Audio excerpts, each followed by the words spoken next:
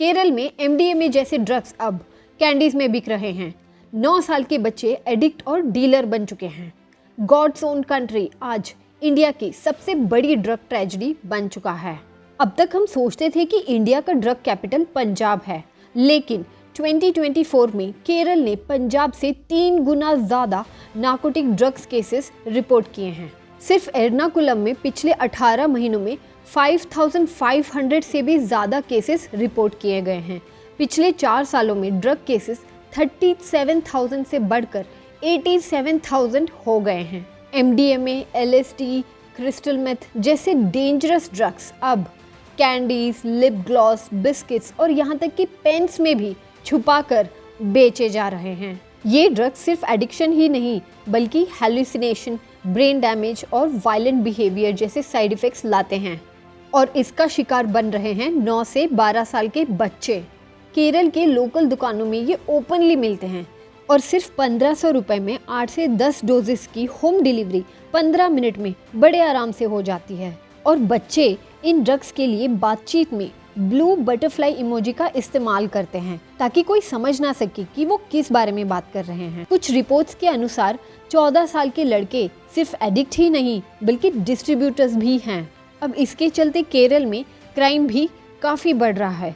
त्रिशूर में 2 माइनर्स ने एक आदमी की हत्या तक कर दी सिर्फ इसलिए क्योंकि उसने उन्हें ड्रग्स लेने से रोका था। आखिर ये ड्रग्स केरल में पहुंचते कैसे हैं?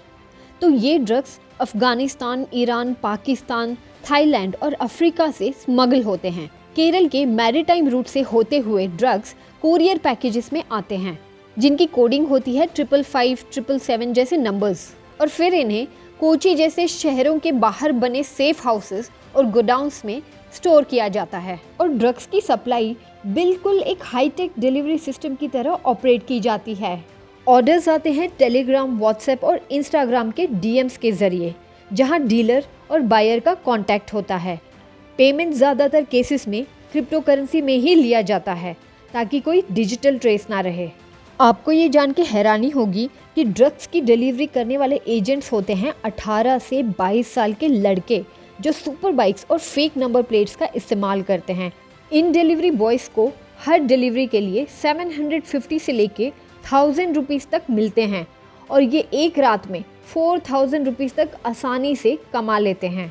डिलीवरी भी बिल्कुल जोमेटो स्टाइल से होती है। एक स्पेसिफिक लोकेशन पे पार्सल ड्रॉप किया जाता है, उसकी फ़ोटो और जीपीएस कोऑर्डिनेट्स कस्टमर्स को भेज दिए जाते हैं और फिर कस्टमर खुद पार्सल कलेक्ट करता है। इस पूरे सिस्टम में किसी का चेहरा सामने नहीं आता और यही इन्हें पकड़ना मुश्किल हो जाता है। बट इसमें लड़कियों के लिए ज़्यादा खतरा है क्योंकि ज़्यादातर लड़कियों को उनके बॉयफ्रेंड्स ही उनको इंट्रोड्यूस करते हैं ड्रग्स से। बच्चों को ड्रग्स की तरफ बहकाने के लिए डीलर्स कई चालाक तरीकों का इस्तेमाल करते हैं। कभी इन्हें कंसंट्रेशन बढ़ाने वाली मेडिसिन बताकर दिया जाता है तो कभी कैंडी बोलकर फ्री सैंपल्स बांटे जाते हैं और कई बार तो पीयर प्रेशर का सहारा भी लिया जाता है।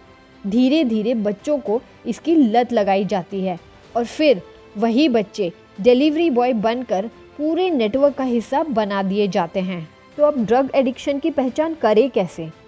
ये मुश्किल ज़रूर हो सकती है, लेकिन कुछ वार्निंग साइंस हैं जिन्हें नज़रअंदाज नहीं किया जाना चाहिए, जैसे डिप्रेशन, एंग्जाइटी, थकान, पहले पसंद आने वाली चीज़ों में इंटरेस्ट ख़त्म होना, स्कूल में फोकस न कर पाना, चेहरे की डलनेस, डार्क सर्कल्स और बिहेवियर में अचानक बदलाव। और अगर बीमारी ठीक होने के बाद भी बच्चा दवाई लेना जारी रखे तो वो भी एक रेड फ्लैग हो सकता है। अब थोड़ा ये भी जान लेते हैं कि सरकार क्या कर रही है। केरल पुलिस ने जनवरी 2024 में ऑपरेशन दी हंट लॉन्च किया है, जिसके तहत अब तक 9000 से भी ज़्यादा अरेस्ट और 8600 से भी ज़्यादा एफआईआर्स दर्ज की जा चुकी हैं। और पुलिस ने 10,000 से भी ज़्यादा स्कूलों की पहचान की है जिनके बाहर ऐसी सस्पिशियस कैंडीज बेची जा रही थी जो कि ड्रग लेस थी। अब इसमें एज अ सोसाइटी हमें क्या करने की आवश्यकता है? अगर आप पेरेंट हैं तो सबसे पहले अपने बच्चे से खुलकर बातचीत करें। अगर आप टीचर हैं तो स्कूल में कॉन्वर्जेशन शुरू कीजिए ताकि बच्चे डरने की बजाय अपनी समस्या को शेयर कर सकें। और फाइनली इस जानकारी को दूसरों तक ज़रूर पहुंचाएं ताकि ज़्यादा से ज़्यादा लोग इस सच्चाई से वाकिफ़ हो सकें और वक्त रहते जागरूक होकर अपनी आने वाली पीढ़ी को बचा सकें।